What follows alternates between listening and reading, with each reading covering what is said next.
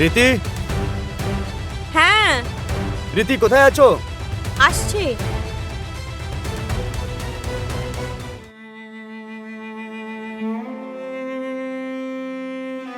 কি হলো? আমি তোমাকে বাড়ির জিনিস আনতে বলেছিলাম যে। ওকে, এই মাসেও স্যালারি আসেনি। দেখো কারণ আমি কিচ্ছু জানি না, বাড়িতে বানানোর জন্য সবজি অবধি নেই। আর তুমি জানো এই টাইমে কি সিচুয়েশন চলছে। আগে আমি চেষ্টা তো করেই যাচ্ছি, কোথাও কিছু হচ্ছে না। ওই কোম্পানিতে যতজন কাজ করছিল সবার এই অবস্থা আছে, শুধু আমাদেরই এরকম নয়। এই জন্যই আমি তোমাকে বলেছিলাম কারণ যে ফালতু খরচা করো না। কিন্তু তুমি কখনো আমার একটাও কথা শুনেছো? আমিও সেটাই ভাবছি, সেই সময় যদি কিছু টাকা বাঁচিয়ে নিতাম তাহলে আজকে এই দিন দেখতে হতো না। আমি ওই সব চেষ্টাগুলো করলাম যেটা দিয়ে আমাদের প্রবলেম সলভ হয়ে যেত, কিন্তু কোথাও কিছু কাজ হলো না। কারণ সেটা তুমি বোঝো যে কি করবে, কারণ বাড়িতে রান্না করার জন্য কিচ্ছু নেই। দেখো কারণ আমি কিছু জানি না, তুমি যেখান থেকে পারো যা ইচ্ছে করো, কিন্তু আমার জিনিস চাই। দেখো প্রীতি, আমার কিছু সময় দাও ভাবার জন্য, ঠিক আছে? আর এই বেশি চিৎকার করতে হবে না। কারণ আমি কিচ্ছু জানি না।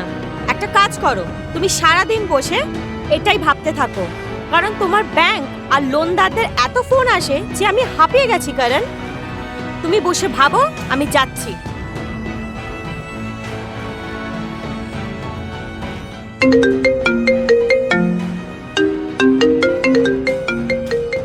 এরও এখনই ফোন আসার ছিল। হ্যালো, হ্যাঁ শেঠজি, আমাকে আর কয়েকদিনের সময় দিন, আমি আপনার সব টাকাগুলো দিয়ে দেব।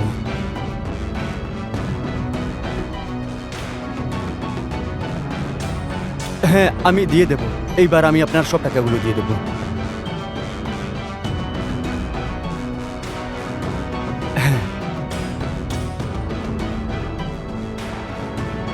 কার ফোন ছিল? কারোরই না। কি করবে জেনে? তুমি আমার সাথে বেশি চালাকি করো না, সোজাসুজি ভাবে বলো, সেটজির ফোন ছিল তো? হ্যাঁ, ওরই ফোন ছিল। তাহলে তুমি কি বললে? বললাম যে দিয়ে দেব, আর কি বলবো? আর যদি না দিতে পারো তো? যদি না দিই তাহলে কি করতে পারবে? যদি না দাও না, তাহলে ও আমাদের জীবন মুশকিল করে দেবে। আর দেখো, আমি চাই না যে ও আমার সামনে তোমাকে কিছু উল্টোপাল্টা বলুক। আর যদি কিছু বলে না, তাহলে আমি সহ্য করতে পারবো না সেটা।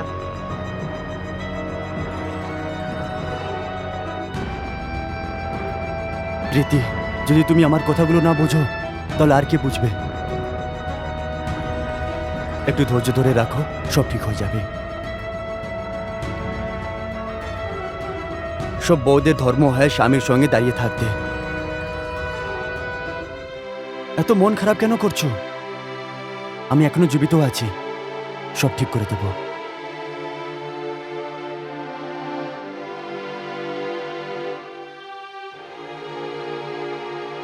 হ্যাঁ জিতুদা, কেমন আছো? হ্যাঁ হ্যাঁ, আমিও ঠিক আছি। আর বাড়িতে সবাই কেমন আছে?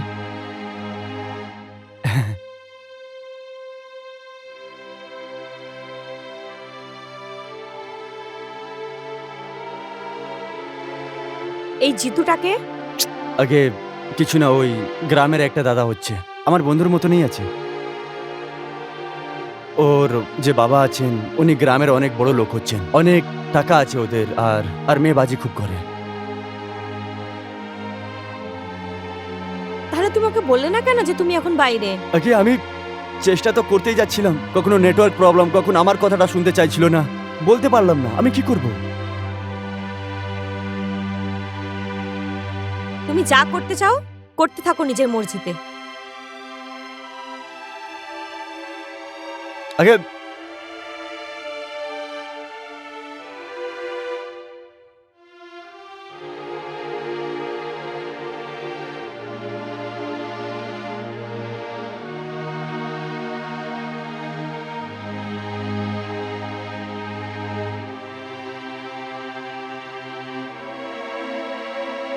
কি হয়েছে তোমার? এখনো চিন্তা করছো? আচ্ছা, এমনিতে এই জিতুটাকে তুমি তো এর আগে কখনো বলনি এর ব্যাপারে। এটাতে বলার কি আছে, কখনো সুযোগই পাইনি। আচ্ছা ঠিক আছে, তুমি চিন্তা করো না। শোনো, আমার কাছে যতগুলো গয়না আছে তুমি সেগুলো নিয়ে গিয়ে বন্ধক দিয়ে দাও, আর না হলে বেচে দাও। তুমি তো জানো বাড়িতে কোনো সবজি নেই, তাহলে তুমি ওটা দিয়ে সবজিও নিয়ে আসবে আর সেটের টাকাটাও দিয়ে দিও। তুমি পাগল হয়ে গেছো নাকি? ওই গয়নাগুলো তোমার মা দিয়েছে, আমি এটা করতে পারবো না। তোমার থেকেও বেশি নাকি ওগুলো? আর আমি চাই না যে তুমি তোমার বন্ধুর সামনে লো ফিল করো। কিন্তু প্রীতি, তুমি বোঝার চেষ্টা করো, ওই গয়নাগুলো তোমার মা দিয়েছে। আমি তোমার কথাটা ভালো করেই বুঝতে পারছি। তুমি একদম বেশি চিন্তা করো না, ঠিক আছে? কালকেই গিয়ে ওগুলো বেচে দিও, আর না হলে বন্ধক রেখে দিও।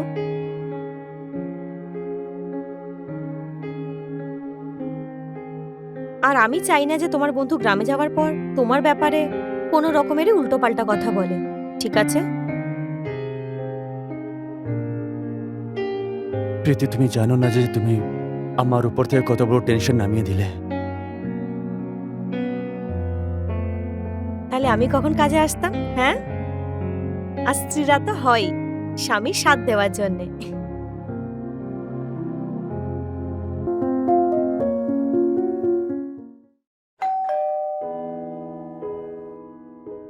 আগে দাদা। বাস দারুণ আছে। আর আসতে কোনো অসুবিধা হয়নি তো তোমার? আরে না, ঘরটাকে তো খুব দারুণ সাজিয়েছিস। হ্যাঁ হ্যাঁ, এসো না, বসো। হ্যাঁ এসো। চল।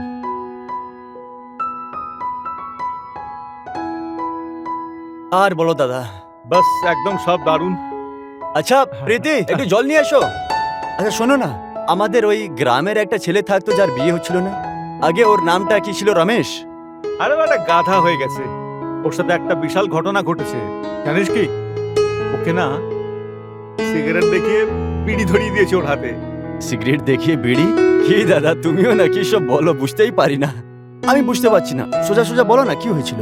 ব্যাপারটা অনেকটা এরকমটা ঘটেছিল আর কি। ওর যে বউ এসেছিল না, হ্যাঁ, ও যখন ঘরে ঢুকেছে ফুলসজ্জা করতে, মেয়েটা তখন বলে ওকে, যা বেরো এখান থেকে, আমার তোর ওপর কোনো ইন্টারেস্ট নেই।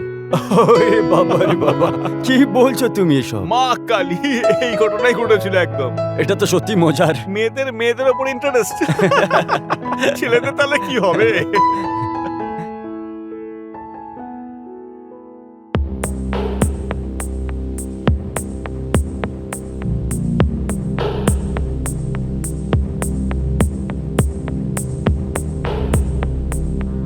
আরে ইনি আবার কে? আগে এ আমার স্ত্রী হচ্ছে দাদা। স্ত্রী? তুই আমাকে তো বলিসনি যে তুই বিয়ে করেছিস। বেশ তাড়াহুড়ো তো হয়ে গেছে। দেখ, আমি কিন্তু রেগে গেছি। তুই বিয়ে করে ফেললি আর আমাকে বললিও না।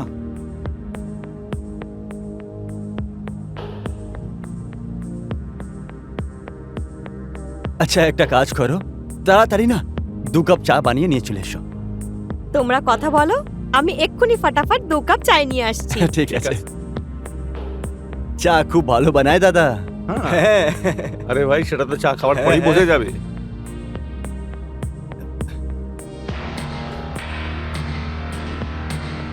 দাদা একটা আর্জেন্ট কল আছে, আমি আসছি এখানে। হ্যাঁ, কোনো ব্যাপার না, কথা বলে নি। এটা তো এখন ঠিক নয়। ফোন আসার সাথে সাথেই এত টেনশনে পড়ে গেল। আর যার যার ব্যাপার। এমনিতে ঘরটা কিন্তু দারুণ বানিয়েছে।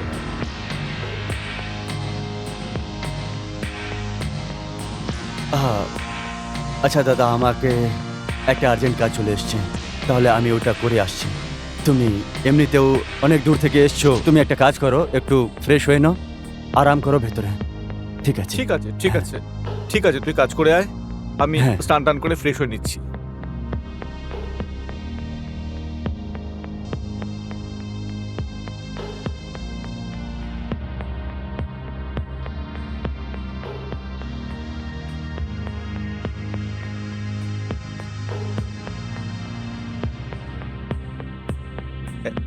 এই নিন চা। এগুলোর আবার কি দরকার ছিল?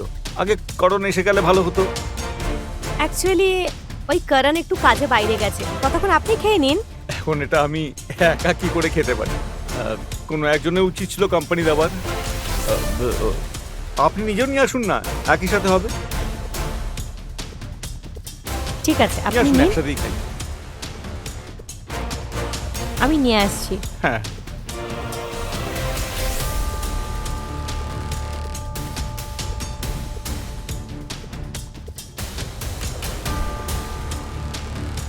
একটা কথা বলবো। বলুন। করণের কাজকর্ম সব ঠিক চলছে তো? হ্যাঁ, কেন? আমার মনে হলো যে কিছু তো সমস্যা রয়েছে। ওর ফোন এসেছিল আর ও ততক্ষণ তো হাসছিলই, ফোন আসার পরে খুব টেনশনে পড়ে গেল আর তখনই চলে গেল। মানে আপনারা আমাকে কিছু লুকাচ্ছেন না তো? ব্যাপারটা হচ্ছে এই যে সবকিছু ঠিকই চলছিল, কিন্তু তখন হঠাৎ করে কে যেন ওর অফিসে কি একটা প্রবলেম হয়েছিল, আর তারপর থেকে ওর স্যালারি আসাটাও বন্ধ হয়ে গেছে। এছাড়াও ও অনেক লোকের থেকে টাকা ধার করে নিয়ে বসে আছে।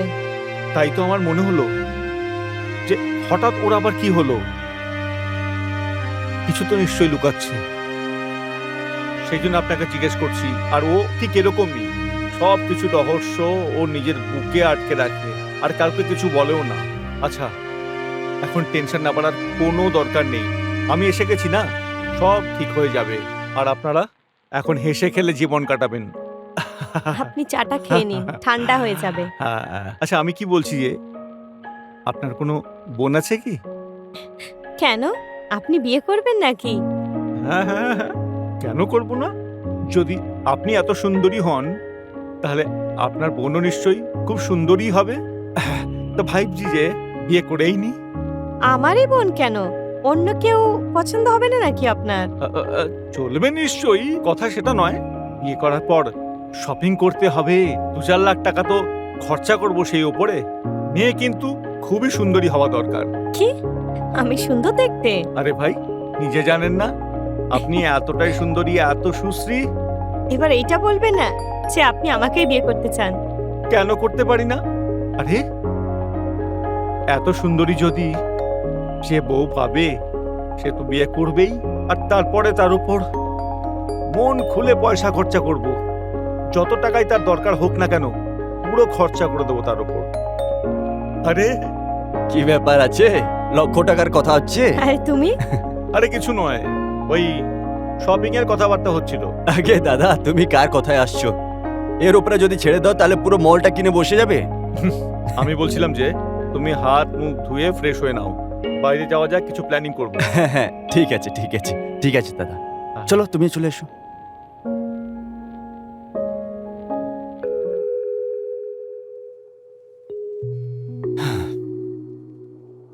কি হলো, তুমি একটু বিরক্ত লাগছো? কিছু না, আমি ব্যাস সেটাই ভাবছিলাম যে এই পৃথিবীতে কত অদ্ভুত ধরনের লোক হয় না, টাকা ওড়ানোর জন্যে। কত লোকে তো লাখ লাখ টাকা উড়িয়ে দেয়, আর যখন সত্যিকারের কারো প্রয়োজন হয় তখন কেউ সাথ দেয় না। তুমি ঠিকই বলছিলে, তোমার বন্ধুও ঠিক সেই রকমেরই মানুষ।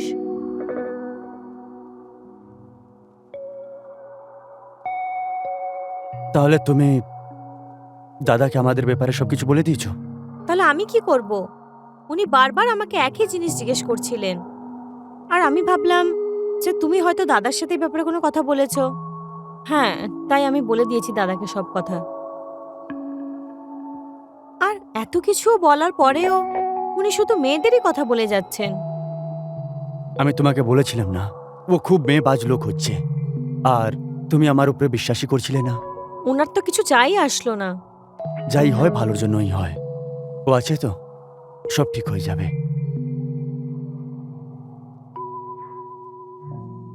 চলো ঠিক আছে, আমি একটু বাইরে গিয়ে আসছি, ঠিক আছে? সাবধানে যেও।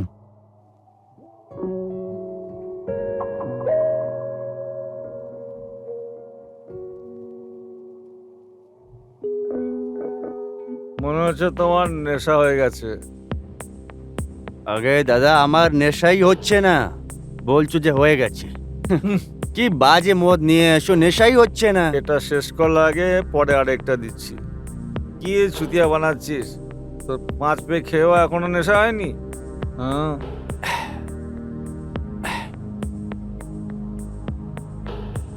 আমি কি বলছিলাম, এটাকে শেষ করেই দে না। তারপর চলো সবাই আমাদের সেই আড্ডায়। না না না না না। দাদা, এখন এখন আমার বিয়ে হয়ে গেছে, এখন আর না।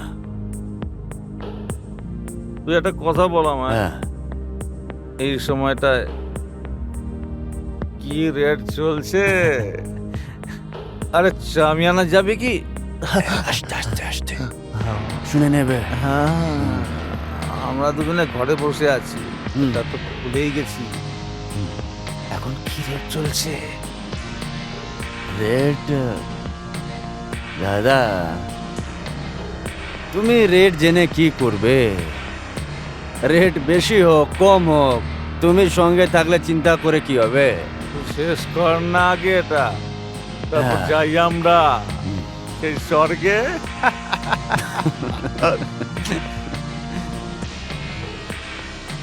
সত্যি বলবো দাদা, একেবারে গেছে তোমার সঙ্গে, তারপর কখনোই না। এদিকে দেখ, গ্রামে এমনি থাকি, শহরে যখন আসি তখন আমার যাতায়াত হয়েই থাকে। তুমি তো সবসময় মজাই করতে থাকো, তোমার কি ব্যাপার? কি করবো বল, আর আগে মদ খাবো, তারপরে কাবাব, আর তারপরে আনন্দ। একদম ঠিক, একদম ঠিক কথা আর শোন বলেছো ভাই, আমার যখন উঠে যায় তখন আমার যদি চাই তো চাই। হুম, তুই শেষ কর, হুম। যাওয়া যাক। আরে বৌদিকে দেখা যাচ্ছে না কেন? ও হবে ওই ভেতরে কাজ কাজ বাজ করছে আরে হয়তো। ডেকে আন না এদিকে, এই সারাদিন শুধু কাজ কাজ কাজ। বর্ষা, ওকেও এক পেক দে, জীবনটা এনজয় করার জন্য, এত কাজের জন্য নয়। ডাক না ওকে। হ্যাঁ, ও ডাকছি ডাকছি ডাকছি। প্রীতি, হ্যাঁ বলো। আরে বসো। বসুন না ম্যাডাম। আরে কাছে বসো। এখন হ্যাঁ, আমরা খেয়ে চলেছি আর আপনি বসে আছেন, ঠিক দেখাচ্ছে না। আপনাকেও একটা নিতে হবে।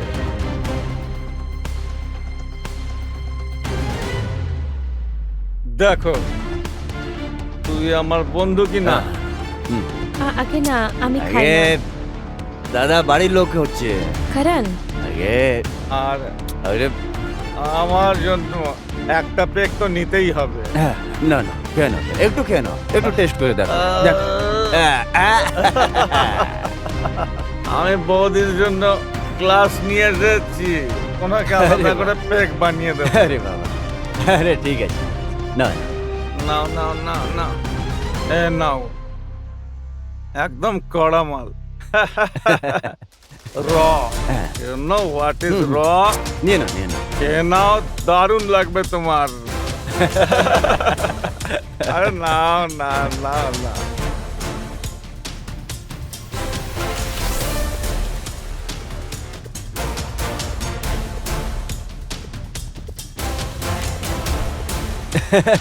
একবারে পুরো খেয়ে নিয়েছে। বাকিটা সবাই একসাথে শেষ করব। আর রাহুল তুমিও হুম, দেখো, একবারেই তিনজনেই মেয়ে হ্যাঁ। শেষ করব। হ্যাঁ, কোথাও? ঠিক আছে, একবার চিয়ার্স কর। লাস্ট লাস্ট চলো চলো, আরে নিয়ে নাও নাও না, চলো আমার জন্য চলো, প্লিজ। Cheers Cheers. চিয়ার্স।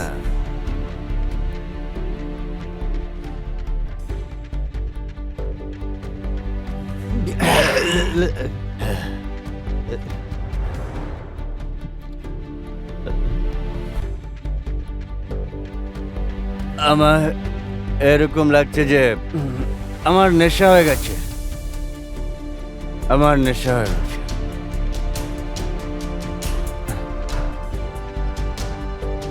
আমি বৌদি, ঘুমোতে চাই। ওকে এর দিকে শুয়ে দাও, শুয়ে পড়। আমি ঘুমোতে চাই। আমি আপনাকে দেখেছি, আপনি নেশা করেও আমার দিকে তাকিয়েছিলেন তখন থেকে। আরে বাবা, আপনি তো দেখছি খুব বুদ্ধিমান। তাহলে ব্যাপারটা তুমি যখন বুঝেই গেছো, তাহলে চলো। হ্যাঁ, চলো না।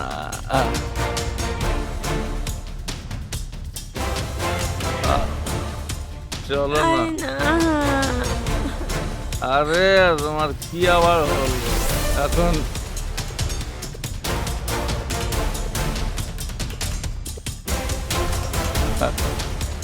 আরে ওঠো না। ও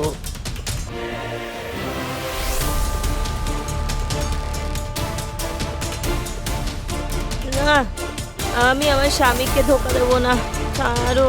আরে কিছু হয় না, আর না প্লিজ। দাদা, প্লিজ না, আমি আমার স্বামীকে ধোকা দিতে পারবো না। আপনি খুবই খারাপ লোক।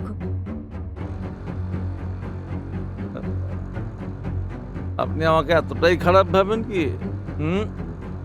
আরে আমি তো আপনাকে টেস্ট করে দেখছিলাম। একটা কথা বলবো, আপনি এই টেস্টে পাস হয়ে গেছেন। টেস্ট? কি ধরনের টেস্ট?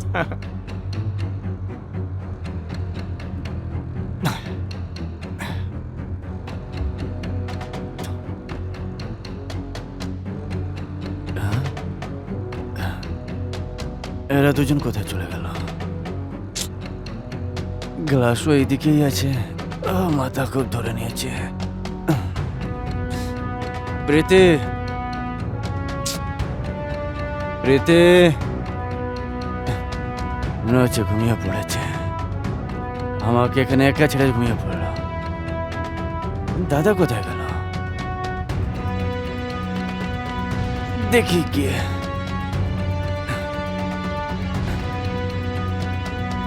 আমি দেখতে পাচ্ছিলাম যে আমার বন্ধুটার যে অবস্থা হয়েছে, আর ও যে অবস্থায় দিন কাটাচ্ছে, তার জন্য তুমি রাস্তায় নামবে কি না, কিন্তু তুমি পা বাড়িয়েছ। আর শোনো,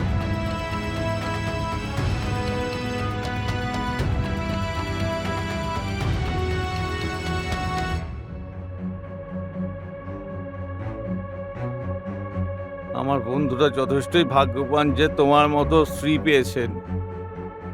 আর দুঃখ জ্বালা তো সবার জীবনেই থাকে, কিন্তু তুমি দুঃখের দিনেও ওর হাত ছাড়োনি। এই জন্য আমারও গর্ব হয়, আর আমার বন্ধুরও তোমার জন্য গর্ব হওয়া উচিত। আর শোনো, একটা কথা আরো আমি তোমাকে বলতে চাই।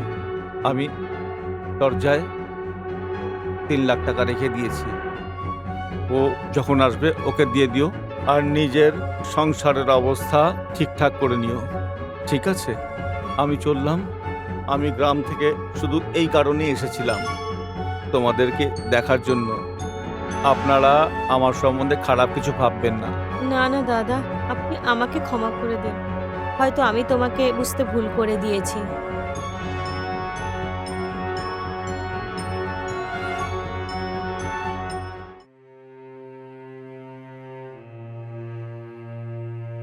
কারণ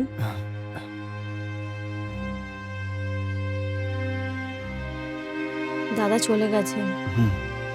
জানি আমি। তুমি কি করে জানলে? যখন তোমরা ভেতরে ছিলে, আমি সব কথাগুলো শুনে নিয়েছিলাম। সত্যি বলবো প্রীতি, আজকে আমার খুব গর্ব মনে হচ্ছে যে তুমি আমার বউ হচ্ছ। আমার খারাপ সময়তে তুমি আমার সঙ্গে আছো, আর সবসময় থাকবে। আর আমার বন্ধু, যাকে আমি মেয়েবাজ বলছিলাম, তুমিও ওকে ভুল মনে করছিলে। আজকেও আমাদের জন্য ঠাকুর হয়ে এসছে। কত ভুল ভাবছিলাম আমি ওর জন্য, আর কোথাও না কোথাও তোমার ব্যাপারেও। আমাকে ক্ষমা করে দিও। না করণ, তোমার কোনো ভুল নেই।